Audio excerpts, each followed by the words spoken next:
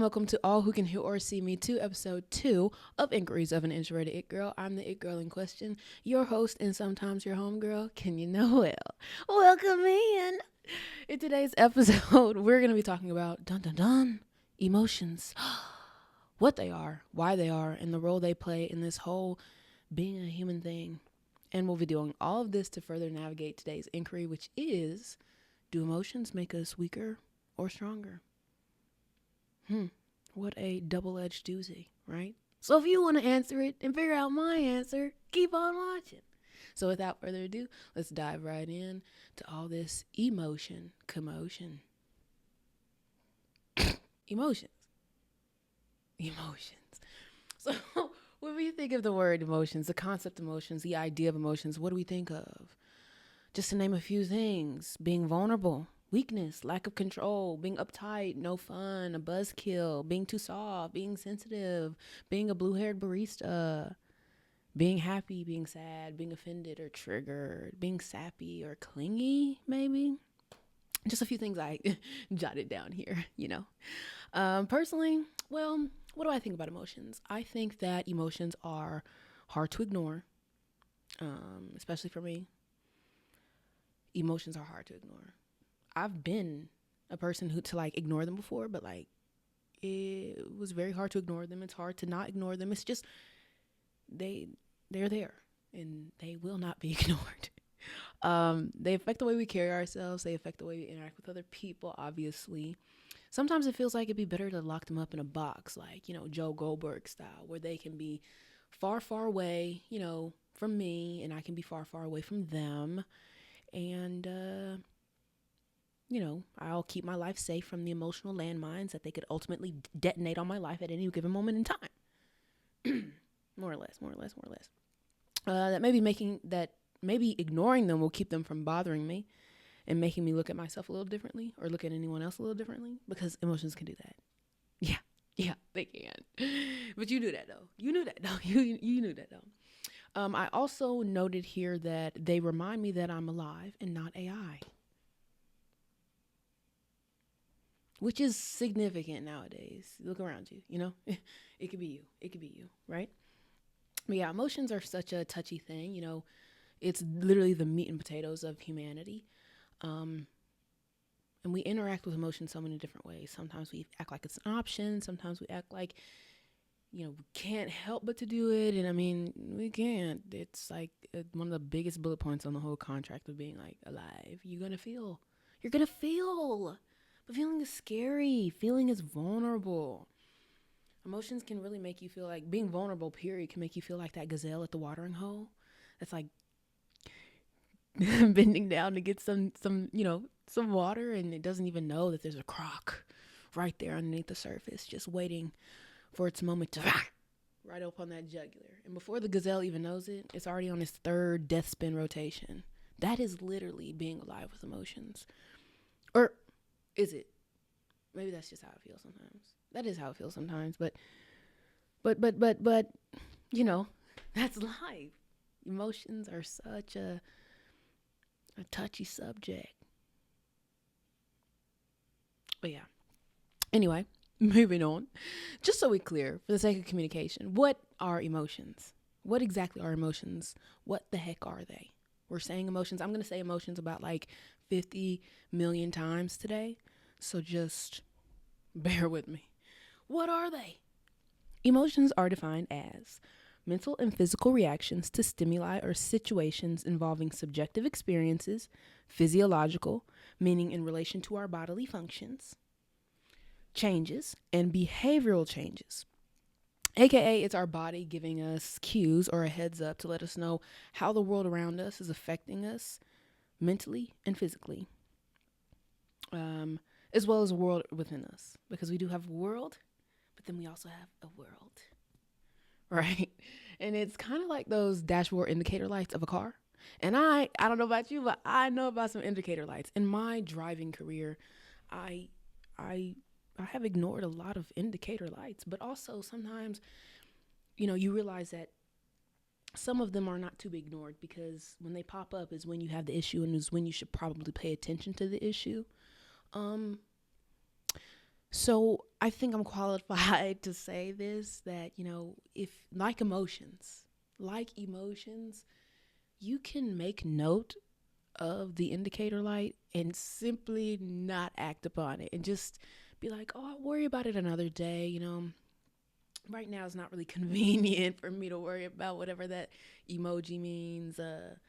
So I'm just not gonna worry about it. And then you just realize sometimes, even if it's not like this urgent issue, you realize that your car is running fine. I feel fine. My car is running fine, even if this indicator light is all bright and illuminated. I feel fine until it's not fine.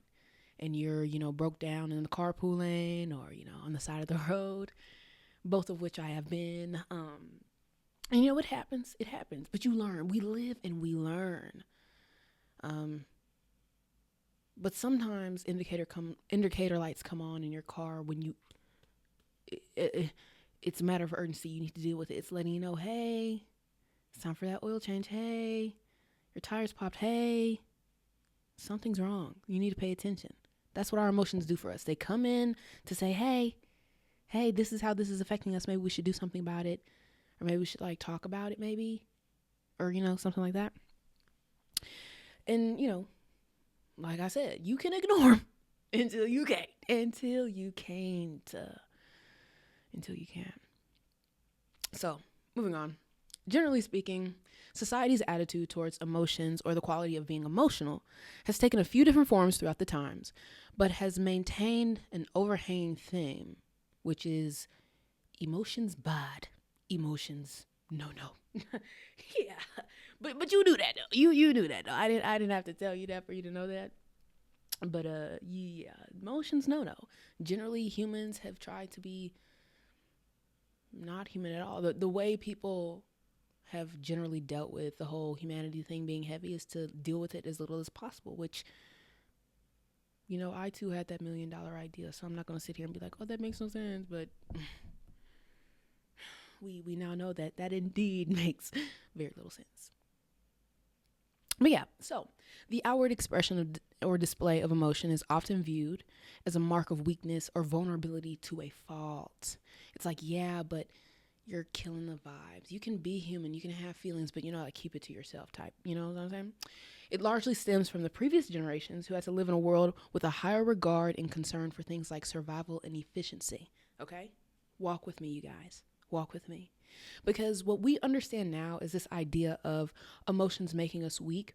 It comes from somewhere. It don't just come from nowhere. It's not just somebody saying, oh, this is the right idea. This makes sense. Let's all follow it. Let's all, believe in it or whatever. But no, it comes from somewhere with context, connected to context and circumstances. And that's what we're about to hop into right now. Roughly referring to the time of the boomers, the baby boomers, which in generation numbers is like people born from the years of 1946 to 64, which is one of the biggest generation gaps because they was a part of the baby boom, which I thought, full transparency, I thought the term boom, like baby boomers, was like a war pun because it was right after the war, and what happens in the war, they drop them and they go boom. I thought that's why they was called baby boomers, but no, they're called baby boomers because American society experienced a baby boom, and boom means like, a lot. I think it's a war pun, and they just didn't want to say it was a war pun, so they said, "Oh yeah, we're experiencing a baby boom. Yeah, y'all experienced a few booms." But anyway, AKA the generation of your mama, or maybe your mama's mama. It's definitely my mama's generation. I got boomer parents. Shout out to all the people with boomer parents. But yeah, there was just a lot of things going on contextually, relative important things that contribute to these attitudes towards things like emotions and the expression of emotions, that I think if we really just sit down and paint the picture, then this idea that we are still holding on to today, that emotions make you weak, would como se dice, fall apart, because there's a reason. There is a reason. And we're about to hop into a few of those reasons right now. I think my camera's about to cut off. So I'm going to cut this real quick and then we're going to hop right on into all those reasons. All right. You bear with me. Hey, once we get them production costs up, but until then, I'm going to cut that camera or it's going to cut off. Like I said, roughly we're referring to the time of the boomers, which is around the 1940s and so on and so forth to like 64. There was a lot going on. American society was taking blows, all right? And we're about to paint that picture now. So like I said, they were a lot more concerned with things like obedience and conformity rather than the validation of the individual self and self-expression, right? Navigating times that included racial tensions, economic depressions, including the greatest one that they literally call the Great Depression, wars, and you know what comes with wars, drafts, and it produced a bit of a work or die kind of vibe, even including living under the threat of nuclear attack. There was a supported emphasis on the collective, and like an extra emphasis on the collective. Everyone needed to play their role to portray a united front. In this world, there was no room to be outwardly concerned with the emotional well-being or lack thereof. If anything, it compromised one's ability to fulfill their assigned role. Okay? Walk with me. Okay, where do I want to start with this? So if we're going boomers, we're going, post-war, WW2. You got to put into perspective. WW2, America was up. America had lots of motion after having no motion. I'm talking Great Depression level of no motion, right? So when this time is going on where, America is starting to establish itself as a world power, okay? After taking an L for a while, you could say, right? And so with this, and America got money now. America has money, like money. After the war, America was up. The economy was booming, literally. And so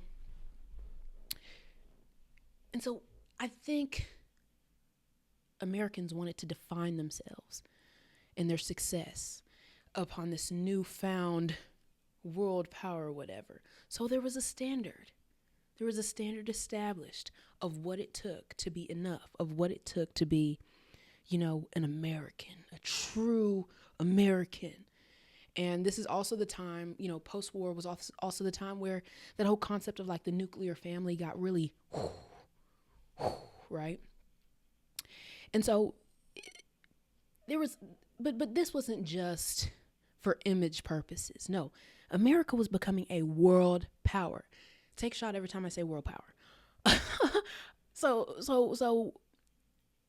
and there was a lot of tensions going on after the war, the Cold War with the Russians and the espionage and the communists and all that.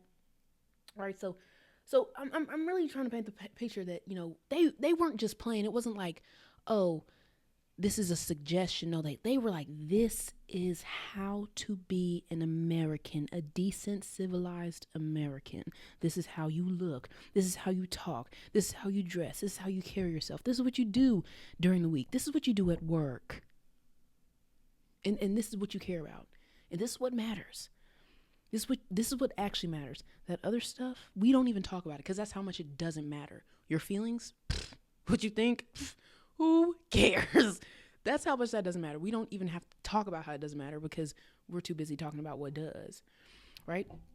And there was a lot of, like I said, emphasis on these assigned roles. So should you, for any reason, fall short of fulfilling your role, be it that you're sad or that, you're thinking about life too much and you're just, being sad, it's kind of throwing off the vibe and throwing off the whole utopia that we got going on here right now, right? So to interrupt that utopia of normality with outward display of emotion is essentially to mark yourself as someone who is perhaps not of the right mind, Okay? Walk with me. The way people of that time regarded emotion, look, we are looking through it through 2025 eyes, okay? I need you to take those eyes out. I need you to gouge those eyes out and throw them away. This was a different time. People are always like, they describe how like differently it was back then and how they couldn't understand how certain things were okay back then. And people say, oh, it was a different time. But like, no, it was a different time, bro. It was such a different time. Like the things we know to be like mental health, concepts of, like the idea of just like talking, be able to talk openly about the things that you think and feel. That was a no, and not even just a no. It's just like wasn't a thing for real. And if it was like extremely taboo, right? So any excessive regard or display of emotion was assumed as signs of, mental instability, and it was treated as such. It was treated as such, which is interesting. Being perceived as such came with major social implications. For example, say your wife, she talks too much, or maybe she has a little attitude problem, right? They had solutions such as being heavily sedated, drugged, and ultimately zombified into conformity. That's a whole thing that housewives of that time, they was loaded just to deal with, not necessarily to deal with their life, but to not deal with it, because if they try to deal with it, then they're all emotional. They're throwing off the vibes. They are not being able to fully tend to their homemaking roles that they've been assigned, and they're going to fall short and throw off the vibe. In layman's terms, they're going to throw off the vibe if they're too sad about their life, right? Also, and keep in mind, I'm going to keep saying this. This is back then. This is 1940s, 1950s. Like most things, it was not as developed as it is now, especially healthcare, mental health care, the concept of mental health, the understanding of mental health, what it is, how it looks. It's just a world of different. It's nothing. It was nothing like we have it today. Nothing. So you have treatments, behavior adjustment treatments, including things like insulin coma therapy, electroshock therapy, and the big, is that forward or backwards? The big lobotomy. Do you know what a lobotomy is? I did not. Okay, I knew what a lobotomy is roughly, like in horror film terms, but until I really sat down and started thinking about this, I didn't know what a lobotomy is. But bro, they were handing out lobotomies like hot cakes, especially after the war. What we now know as PTSD, they didn't have the word for that at that time. At that time, they were still calling it, what's it called? Like shell shock or something. Just something like, oh yeah, you went to war, so you have war mind. It's okay, dude. Just get a job and a wife, and you'll be okay. So they were handing out lobotomies like hotcakes. A lot of returning soldiers received lobotomies. I did see that when I was clicking around about this. But these things I'm talking about now, being heavily sedated, drugged, shocked, fried, lobotomized. That's if they wanted to keep you in society. That's just your fix. That's just you getting fixed, right? But I'm kind of skipping around.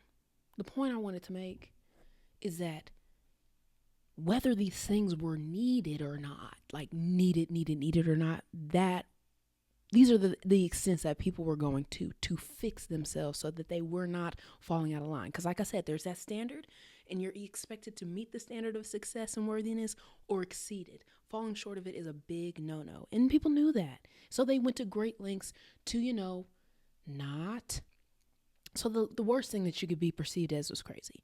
Needing any medication, needing any kind of treatment, it was the worst thing because you could say that they were choosing the hard between being emotionally invisible or literally outcasted and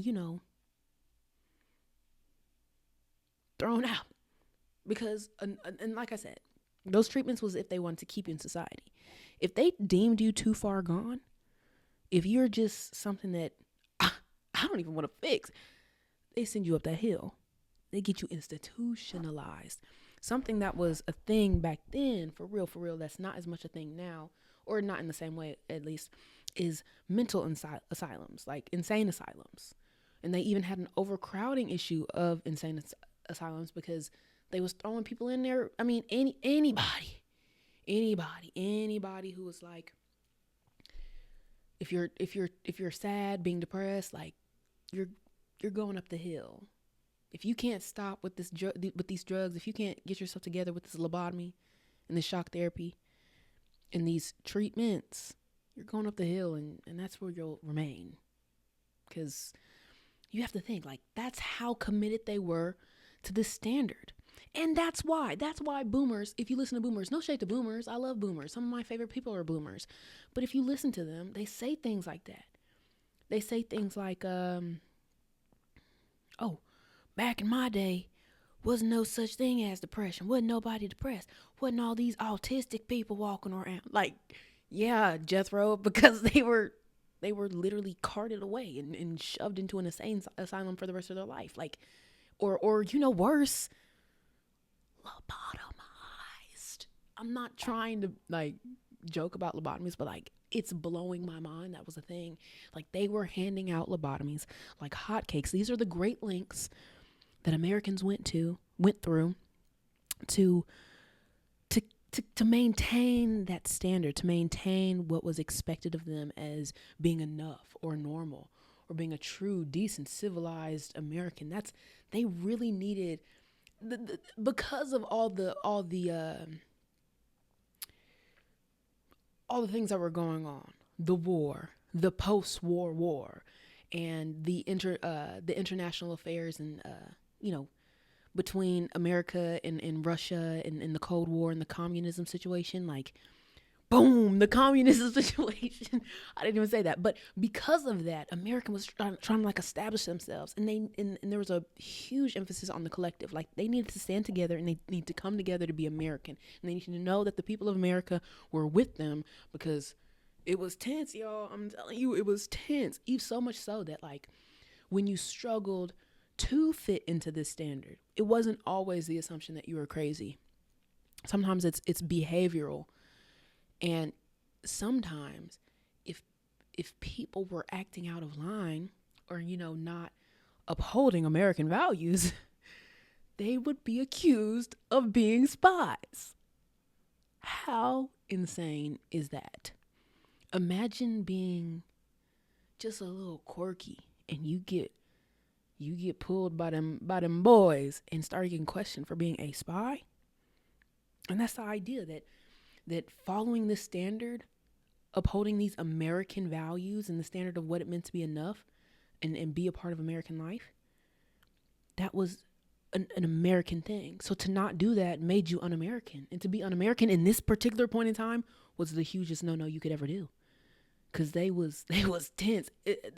Look up the Cold War. Them Cold War tensions, that Red Scare, that Red, what was it called? Red Paranoia, Red Rage, Red something, y'all. Look it up. I don't really want to info dump on you, but I know I'm not doing the most clear, concise relaying of information, but I really hope it sounds cohesive in some way. But the point is, you guys, is that these Americans had plenty of incentives to avoid at all costs stepping out of line because there were much greater consequences for stepping out of line and existing outside of what was expected of you in society. There were real world, hardcore, no joke consequences. Like I said, any unconventional expressions of humanity were put under those categories. Being emotional, being sensitive, obviously sad, acting out of the ordinary, just expressing differently. And now, we know now, all the different ways that can look and all the different things I could point to, like neurologically, psychologically, mentally, emotionally. Imagine all of that just being put out under the umbrella of not of the right mind, crazy, throw them in the hole. Come on, come on, come on. Work with me here. But you know what? The effort to avoid that reality was great and intentional. Like I said, it's choosing between being emotionally invisible, keeping all that stuff that you really care about down, down, down in your subconscious, or literally being socially outcasted and being viewed as something else, not American, not human, not good enough. Right. But over time, society became less intolerant of things like self-expression and vulnerability.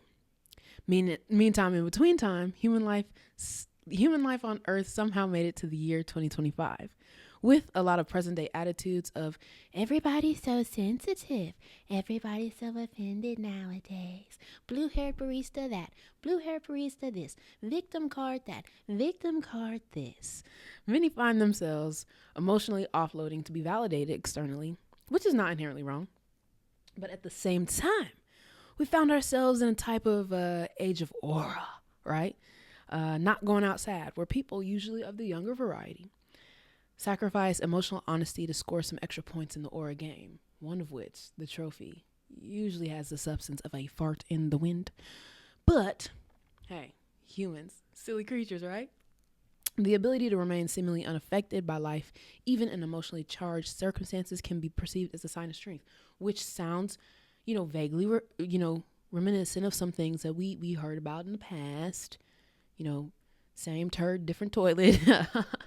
But those outward displays of emotions can get you marked not as a communist, but as no fun, or why the world has gone sensitive. Or even dock your aura points, compromising your image-based reputation, untainted by the human capacity to express your feelings. We were talking about the societal perspectives of being emotional over time. We started, the boomer age and how they were all, more efficiency over individual needs like feelings and thoughts. Obedience and conformity were always going to win over, feelings and thoughts. Right. So, and then we came to 2025, which was this now in this time of like, oh, everybody's so sensitive. Oh, emotions actually do still make you weak.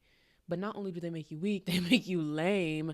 It's actually cool to not feel them. And if you do feel them, your aura points are going down. And so is your play. You don't get no play if you have emotions. It's actually a bummer. And you suck. More or less. But yeah. So moving on. What's been the impact of all this anti-emotion commotion, you ask? So the way people largely dealt with these attitudes over time. I mean, like I said, it kept a pretty consistent theme of, it's kind of taboo to have emotions out loud. It makes people uncomfortable. More or less, that was the consistent theme, right? The way most people dealt with that was to just suppress themselves. Emotionally suppress. But we knew that, right? And so the outcome of all this is at its extremes, if we're working on like a spectrum type of situation. Sorry, am I like hitting this microphone? Anyway, at the extremes, so there's a lot of, stuff that can happen in between these two extremes, is people emotionally suppressing themselves, like completely emotionally suppressing themselves, and people struggling to emotionally suppress themselves, which ultimately results in being, overly ruled by the emotions because of the hard time that you have to shove them down. Which manifests as feeling too little or feeling too much. And I also had my own terms here that I made a chart with, which is feeling too little, being emotionally constipated, or feeling too much, being an emotional landmine. That's the impact at its, most general extremes. both of which can increase the collective crash out potential of society. So, feeling too little, not good. Feeling too much, not good. Because, I mean, if you look at the state of our affairs nowadays, it seems like there's not much stopping people from crashing out. I'm letting you know, I can spoil that movie for you right now. There's plenty of ways to crash out. You knew that. I know you knew that. But emotional suppression is not the way. It's just not the way. There's plenty of ways to crash out. And I think that people feeling too much, at the same time people feeling too little, is just, making that crash out potential just rise on up, right? So what can that look like? This whole emotional constipation situation, or being an emotional landmine? Glad you asked. Let me just take a sip of my flower petal teacup water, and then I'll get right into it. All right, so emotional constipation. What does that look like? That can look like being separated from your own emotional processing, seeing little value in paying your emotions any mind, avoiding them, leading them to pile up and eventually explode out, being unable to empathize with yourself or others, feeling compromised by the expression of emotion, and being unable to access the furthered understanding that emotional processing offers. As far as the other end of the spectrum, the other extreme we'll be talking about, which is being an emotional landmine. It looks like being completely at will to whatever you're feeling at any given time. If you just feeling some type of way, everybody finna feel it, expressing or acting out these feelings in a disproportionate or inappropriate way, leaning on emotional understanding, leaning on emotional reasoning in an unbalanced way, and burdening others with your emotional load and your inability to carry it yourself, which is not inherently wrong. Sometimes we struggle to carry our own load. Yeah, but when it's only happening in one way, where it's like, no, I can't carry it, I won't carry it, you carry it. That's a bit different. But yeah, we all can probably think of a few different situations in our own lives, or just like movie concepts, or just ideas or experiences where things went south as a result of somebody, maybe even us, maybe hello, I know I got some stories of my own. Being emotionally stunted, relying too much on intellect, or being overly probably not relying on intellect enough, which can ultimately leave a lasting impression on us and how we interact with emotion moving forward, or just going through life. Some may define themselves by their experience of feeling that way, thinking that they just have to make the best of the unfavorable condition and justify it by saying they'd rather be one over the other. So people who maybe have been scorned by the reality of somebody who was so too emotional, way too emotional, and it just went wrong in the wrongest way it could possibly go wrong. They now have a real world, worst possible case scenario experience that helps them be like, oh, that's not, like, as long as I'm not that, like, that's why emotions are bad. And that's why it'll always be better to, like, stunt your emotions. Like, people, like, we make decisions. We make definitions in our head, and that's what we attach to, and that's what we define ourselves by. So when we perceive things a certain way, we make the decision like, okay, that's what makes emotions bad, or that's what makes being heartless bad. So now they define themselves that we can define ourselves by that and decide, oh, well, that's why I'm just going to be somebody who uses logic, or I'm just going to be somebody who only uses emotion, because I know what it feels like to be scorned by somebody who has no access to their emotion and, made it everybody's problem. So a lot of people have clung in a way to one pole or the other. And it kind of, begs the question, and I want to hear what you think about this. Is it better to feel too much or too little? Is it better to feel too much or too little? It's kind of like, this is a question, and questions are like my whole thing. This question is kind of like the question of, is it better to fall flat on your face to the left of a balance beam, or to fall flat on your face to the right of a balance beam? Either way, you're going to be falling and it's going to be on your face. So it's like, you know, whatever the answer may be, it's just your preference of how you want to fall on your face. That's all it is. It's the same thing. Meaning, one is just as balance deficient as the other.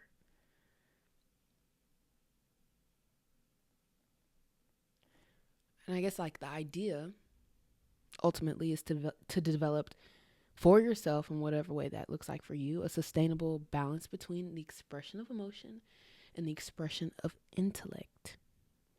If we find ourselves in either of these conditions, because sometimes life just happens like that. Like, because hello, I have found myself in the, oh, I'm just not going to feel my feelings boat. Feelings make you weak, feelings compromise you, feelings put you in that whole gazelle at the watering hole type of situation. They just don't do nothing for you. They are dangerous. They are lack of safety. They are no. And then that didn't really work out. So then I also experienced like being overly emotional and not, just kind of being ruled by your emotions. So I think I'm qualified to speak on this.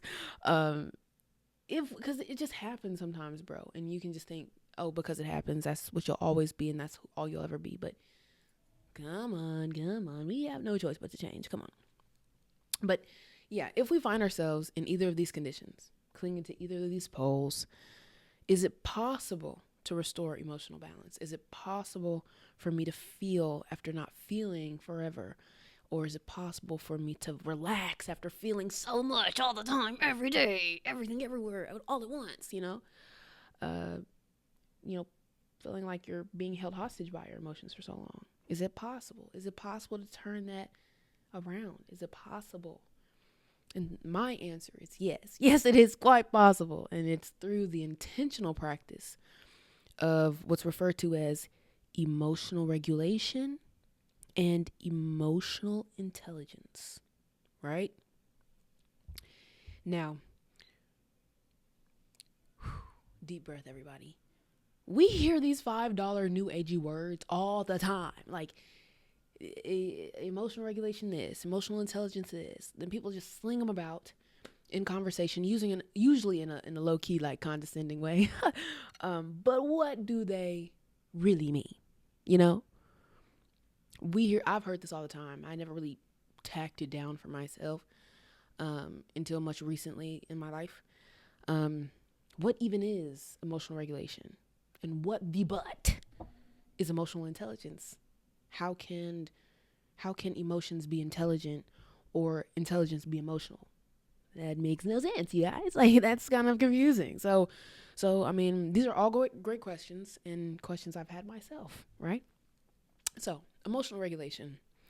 Emotional regulation is defined as the intentional identification, observation, and processing of the emotions we experience daily. Because that's the thing about humanity. Like, feeling is not an option. Being affected and like by your surroundings and the things that you go through is really not an option. It happens subconsciously. It happens consciously. As long as you're living life, as long as you're awake and able to like perceive things happening, you gonna be feeling. You gonna be thinking, right? So it really is a daily thing. Like, we don't take no breaks. If this heart is ticking and this brain is on, we're feeling something. Even if it's just meh is a feeling too. But anyway, and then we have emotional intelligence, which is defined as the ability to identify and manage your own emotions as well as the emotions of others. So how does that work, and what difference do they make? So when we think and talk about emotional intelligence, Think of emotional intelligence as the capacity we have to understand the nature of our emotions and the ways they can internally and externally manifest, aka the nature that we all share and our understanding of it as our personal thing, and the understanding we can shed to somebody else. Humanity here, our humanity and humanity alike, right? And it's often discussed as something like, oh, you either don't have it or you do. But really, it's more like, because it's a capacity thing and like an understanding thing, it's more like a muscle that we all have. But depending on, circumstantially, whether you learn or even in a, whether you learn or you're even put in a situation to actually build that muscle. So learning how to use it and actually using it can be the difference between the muscle being balanced or underdeveloped. And this capacity includes the understanding of concepts of things like self-awareness, knowing yourself, knowing what you're going through, being able to say, this is what I'm going through and this is what I need right now. Self-awareness, empathy, having understanding for your feelings, making it so that you can understand other people's feelings. And social awareness, knowing how like to interact with that, with other people, when, and how to go about interacting with other people who also have emotions. Type B. Right. So that's emotional intelligence. Now we're going to look at emotional regulation. When we think of emotional regulation, we should think of it as an action. So emotional intelligence is a capacity for understanding, and emotional regulation is the actions we take with that understanding in mind. It's things that we do to process and handle our own emotions in real time as we're feeling them. In real time. Because, they just keep coming. You just keep waking up every day and you just keep feeling things and thinking things. It's just no days off, right? But some examples of this include intentional breathing, naming the emotion and where you feel it, right? Because, sometimes like you feel nervous and you start sweating. So you like feeling in your heart, or you're like your heart's beating, or you get bubble guts, or, stuff like that. You can feel it in your body, or just name, it's like sadness, nervousness, abandoned, disappointed, the whole wheel. Look up the emotion wheels. There's a lot of emotions. It's more than just being happy, sad, depressed, really sad, really happy. Identifying what triggered the emotion or triggered the feeling. Like, oh, I'm overstimulated because I'm in a crowd of people. Oh, that person made a comment about this and that, stuff like that. Self-inquiry is the last one, which is basically asking yourself questions to reframe the negative meanings that we can subconsciously assign to certain emotions. So, you know how when you experience certain emotions and you start spiraling because you're experiencing them, asking yourself questions like, do I have proof that this is true? Like, am I assuming that because I feel this, I must be this? It helps you reframe the reality of experiencing certain emotions in a less doomsday type of vibe, doomsday type of way. Right. But it does go without saying, but I'm going to say it anyway. The way we express or practice emotional intelligence and regulation are not this one size fits all type of sweater. So we will have to navigate for ourselves a practice that is sustainable for our lives and individual needs and experiences. And all of this just takes a lot of effort, and it takes a lot of time to sit still and think about for yourself. Because truthfully, nobody can do it for you. Nobody can feel what you got going on and decide, this is how I need support. This is how I need to achieve balance, right? And it's a lot. And it's actually so much easier said than done.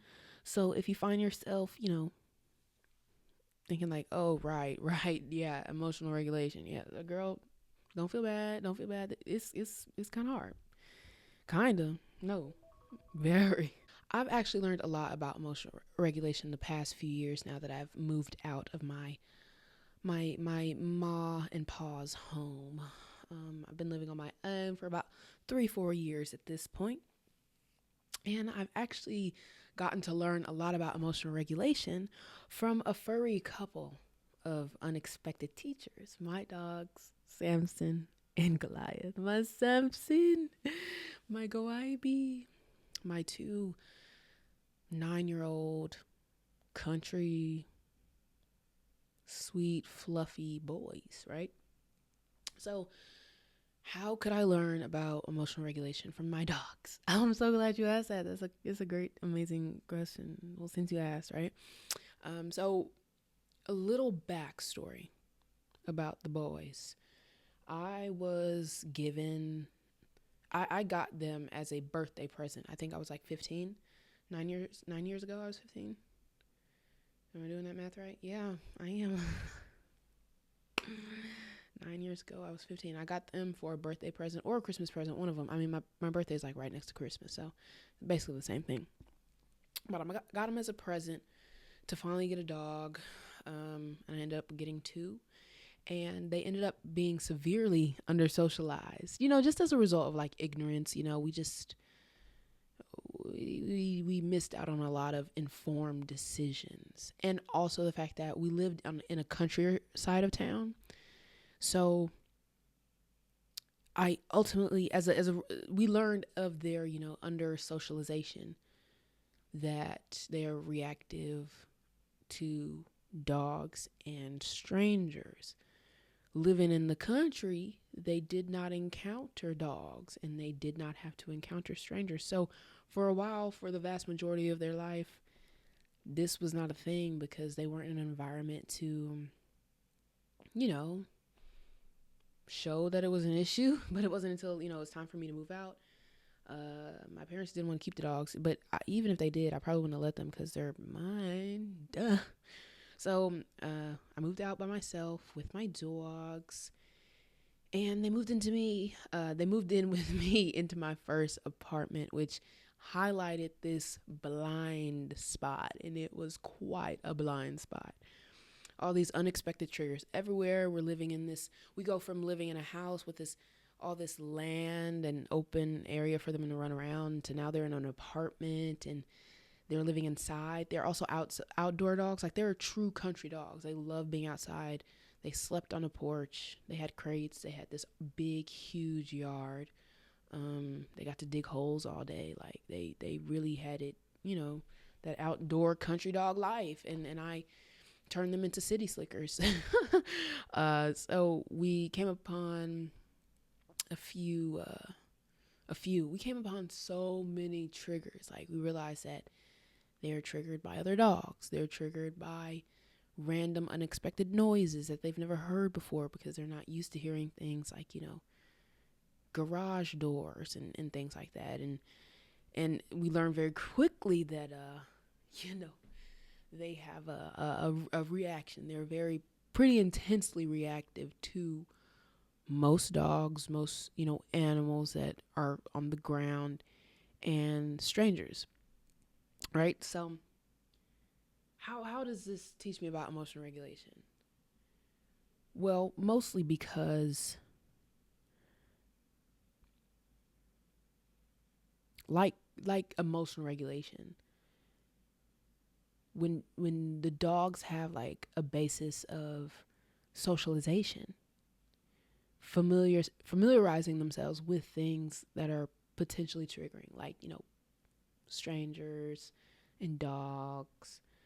When those things inevitably happen, when emotions inevitably occur, sometimes in a way that's unexpected and you don't get a heads up, like, when for example, there's runners in the neighborhood. My dogs do not like runners.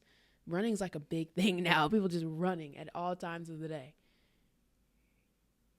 That's pretty stressful for a dog to see somebody running towards them, or, a stray cat popping out of the bush. And it's like a really bold cat. It's not a scary cat, so it's not going to back down.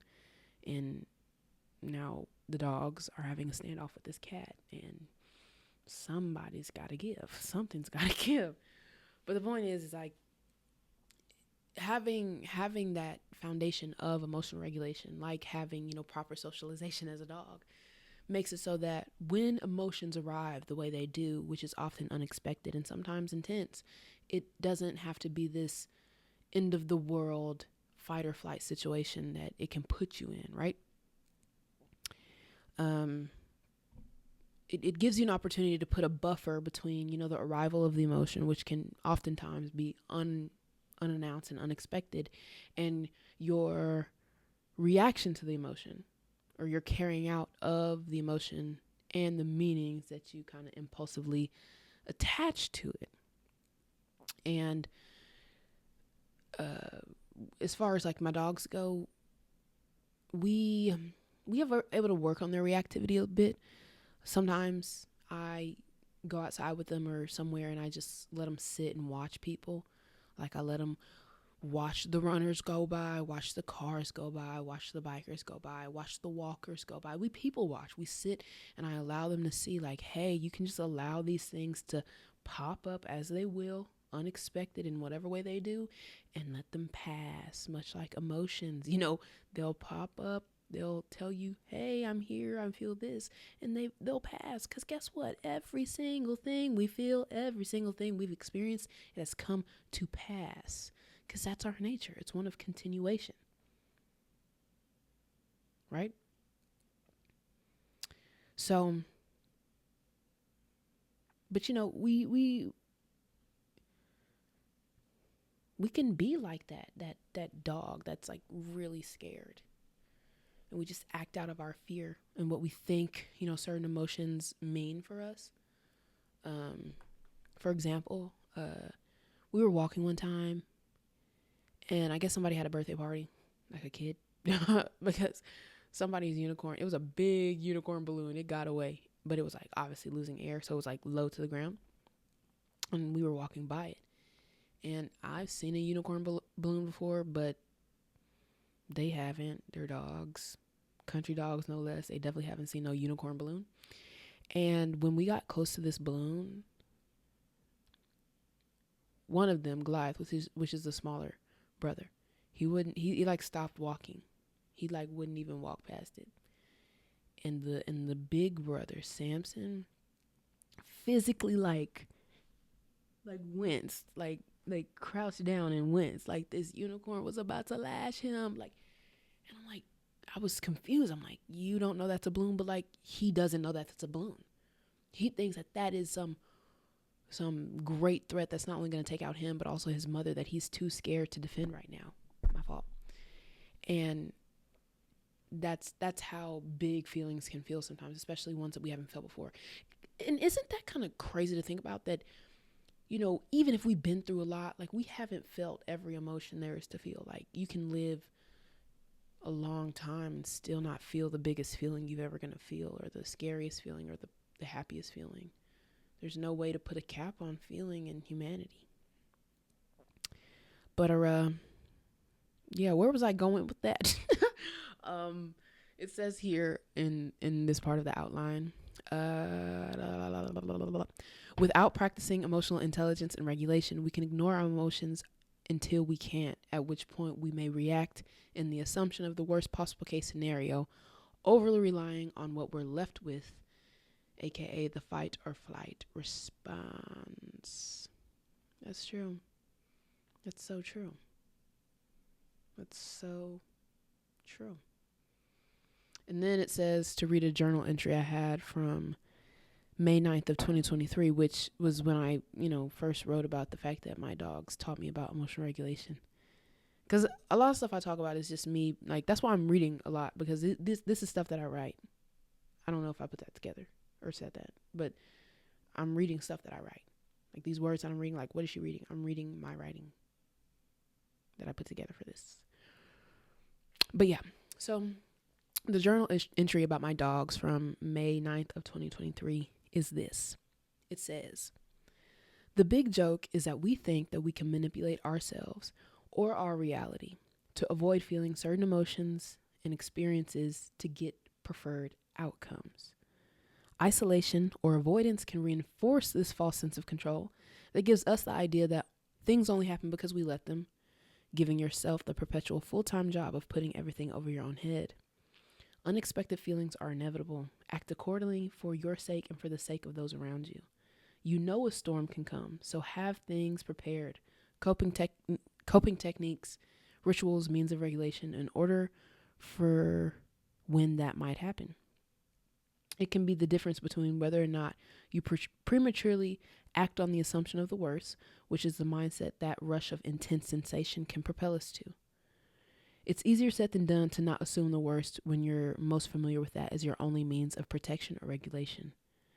But when we're more familiar with suppressing or escaping intense emotions and actually facing them, those instances where it's much harder to run away from our reality can feel like a dead end that you are trapped in all of a sudden.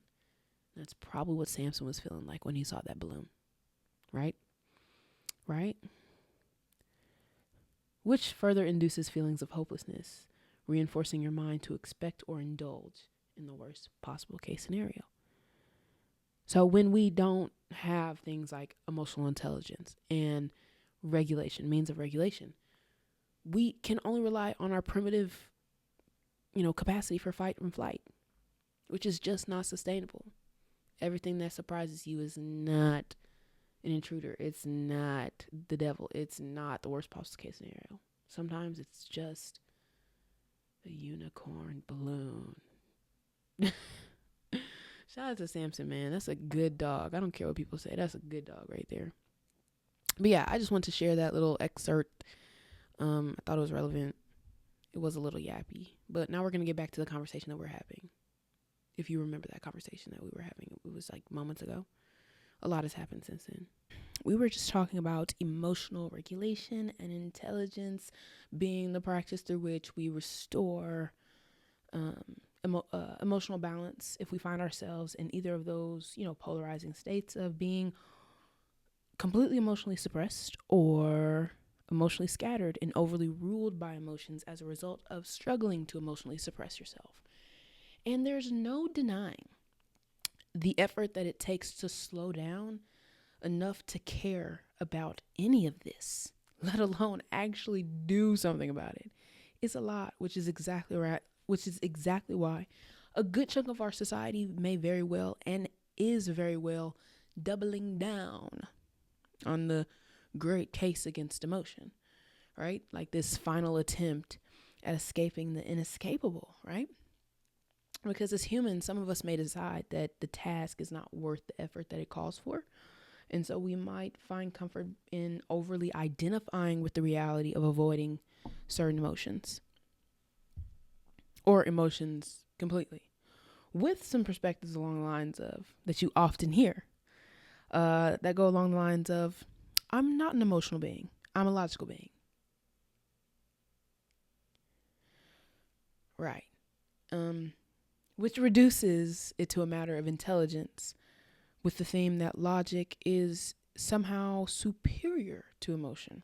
And a lot of people hear you say that. A lot of people just heard me say that. And that, yeah, it is. Right? The whole idea of like, I don't act from emotion because I'm smart enough to use logic. Saying that it's, primitive to rely on emotional impulses.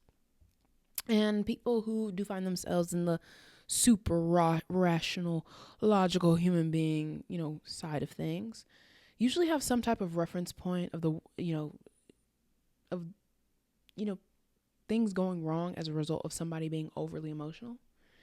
And they can naturally look down on the quality of being emotional as something inherently less than being intellectual, and often understand those who rely too much on emotion, aka those emotional beings, as brainless.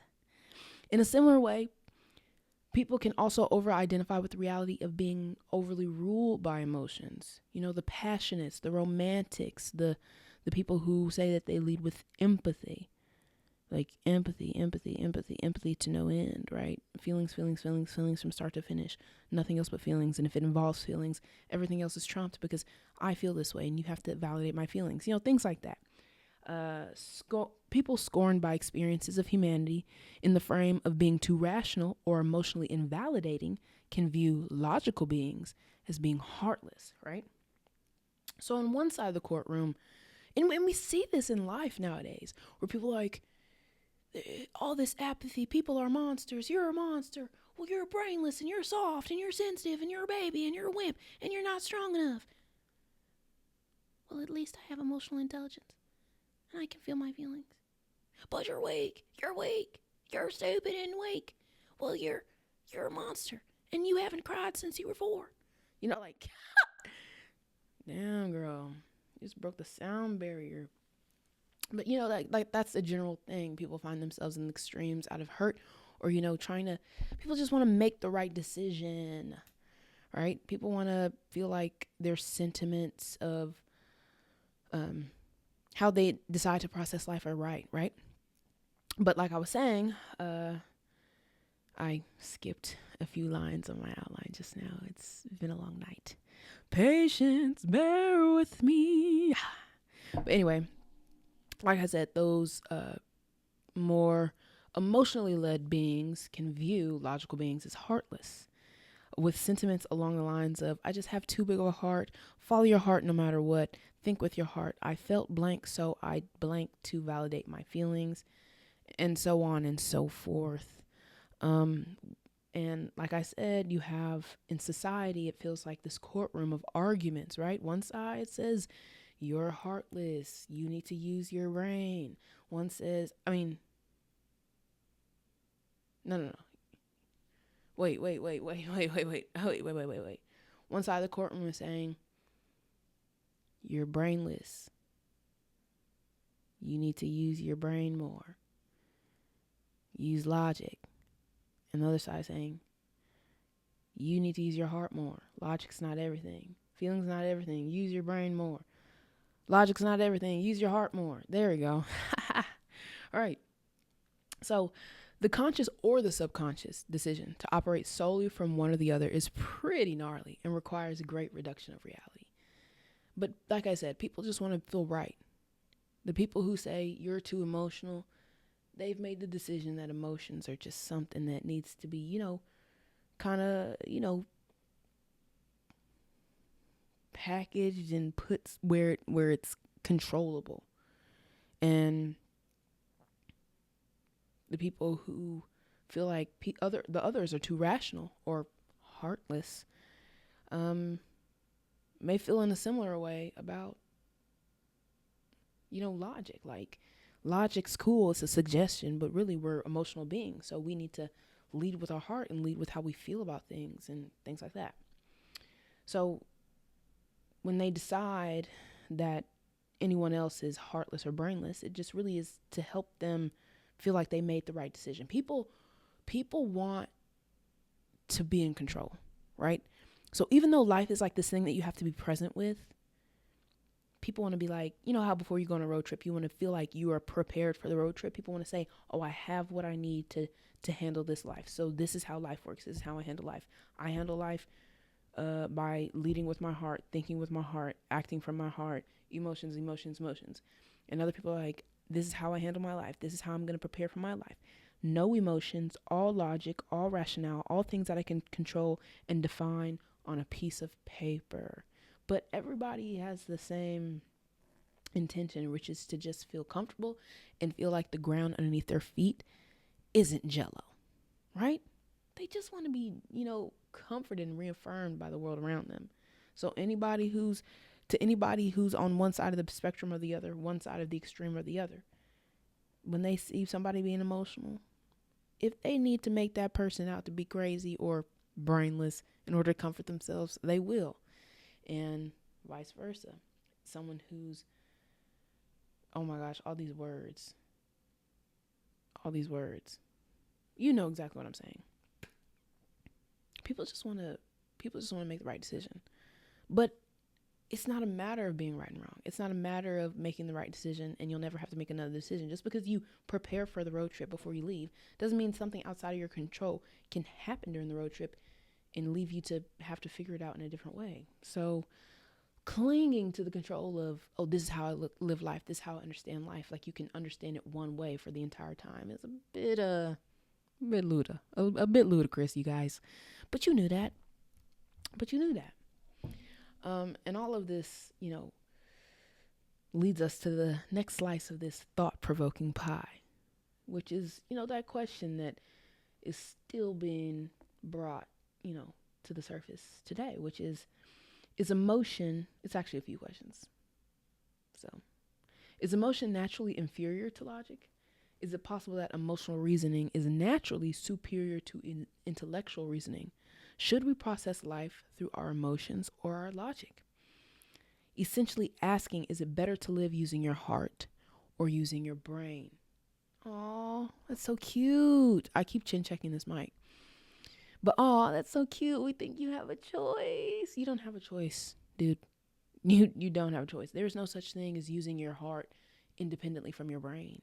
It's a vessel, and they both serve the same nature. Maybe, just maybe, this nature that we're a part of, whether we like it or not, is served by the heart, matters of the heart, just as much.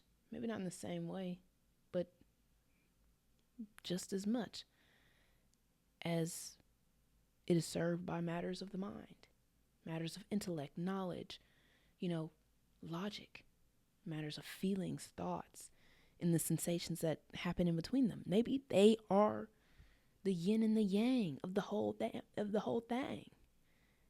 Without one, we would not fully understand the other. We wouldn't understand logic to be what it is without having an understanding of how emotions work, which is the fact that it's more relative and intuitive and, feeling based. You got to feel things out, right? Right. We understand one through the other. They are complementary, right? I keep saying right. I'll chill. The absence of one over the other in the human capacity will catch up with you and hit you like a Mack truck. It's not a matter of if, it's a matter of when and how hard. To write off one or the other as inferior or useless is to put yourself in a compromised position. When it comes to processing life in a somewhat sustainable way, right? To choose between one or the other creates a significant blind spot, one that you will eventually have to account for. Because with the nature of this world, which is one of impermanence, one of continuation, one of this kind of, como se dice, dice roll type of random chaos, disorder situation. At random, life can deal you a hand of circumstances, some of which will call for you to process primarily with your logical reasoning. Some of which will call you to process primarily with your emotional reasoning or your more intuitive feelings, right? And sometimes, most of the times, more often than not, it'll probably call for you to use them both at the same time, an integrated use of them both. So either way, if you want to decide emotions bad or emotions good, you're gonna need to know how to use both logic and emotion. So choosing one or the other is really a non-issue, because life do not care which one you choose. Life is not gonna confirm, oh, you made the right choice, because there was no choice. The choice was not necessary. You're gonna need both. So why are we tripping, you guys? Let's not trip.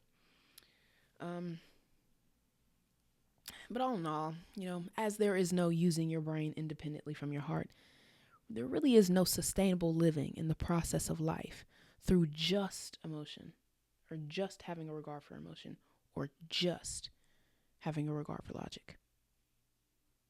And the people on the opposite ends of the courtroom arguing, you're brainless, you're heartless, you're too soft, you're not soft enough, they have a lot in common, okay? They have a lot more in common than they give themselves credit for.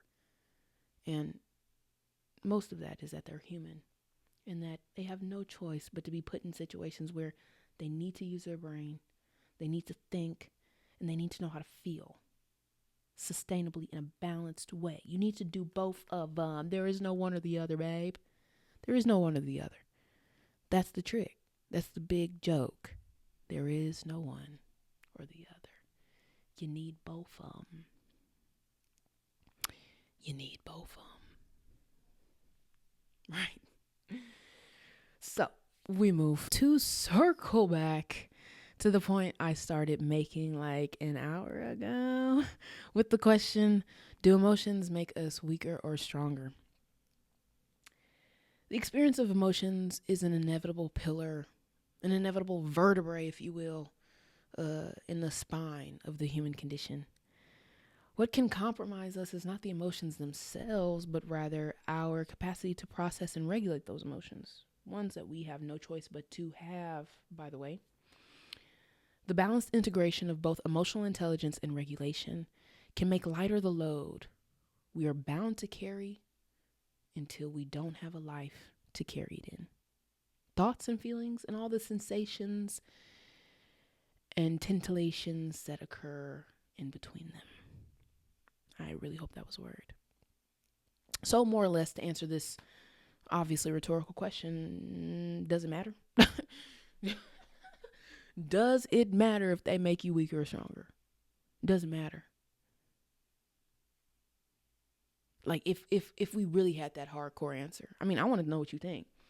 If we really had that hardcore answer that emotions make you stronger, definitely. Emotions make you weaker, definitely. What are we gonna do with that information? Become more efficient? Are you getting deja vu from the boom?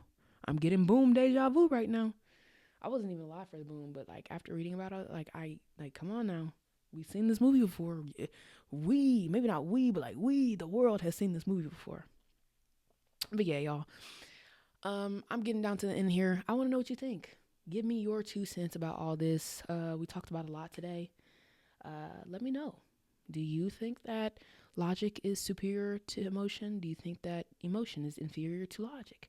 Do you think that people who rely too much on emotion are brainless? Do you think that people who rely too much on logic are heartless? How do you feel about how they were giving out lobotomies like hotcakes? I mean, there's a lot that we covered here today. If anything stood out to you, or you just, have it on your heart to share your 2 cents, my door is wide open. On this platform around here, I got an open door policy. All you have to do is care enough to care and extend your perspective and, be respectful. That's literally it.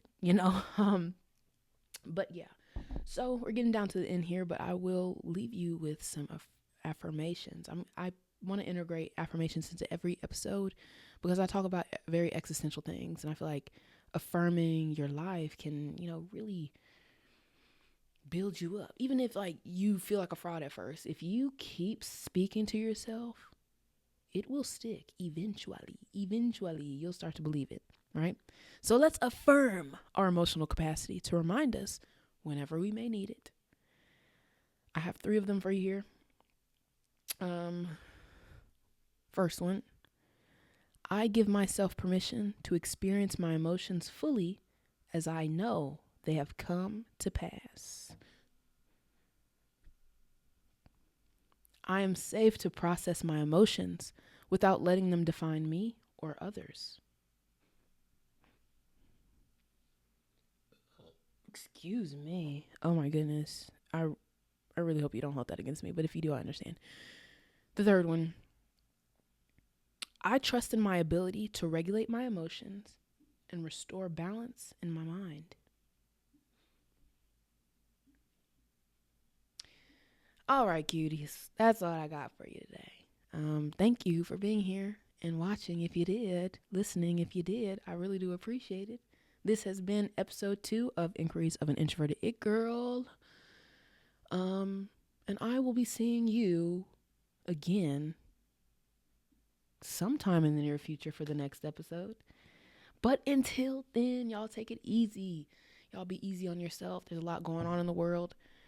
Take your time. Slow down if you need to. Give yourself grace. Give your neighbor grace, and just vibe. Just vibe. Do your best to not give up. Just don't give up. I mean, at this point, let's just work on not giving up. Sometimes that's all you can do.